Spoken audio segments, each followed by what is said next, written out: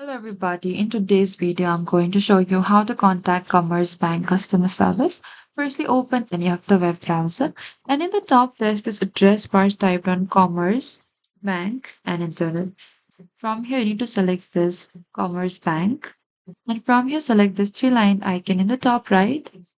And over here, go to this Help and Contact. And over here, what you can do is you can also go to this help section and follow the on-screen instruction here. You can also search for any of the issue, or you can simply select for the online banking here and over here, and you'll find this instruction. And if you need more help, what you need to do is go back to the initial page here, and under this help and contact, scroll a bit down, and over here, you'll find this frequently asked questions. If you find the relatable issue, here you can simply open it. Once you open the question here, you can simply find all of this instruction. You need to simply follow the on-screen instruction here.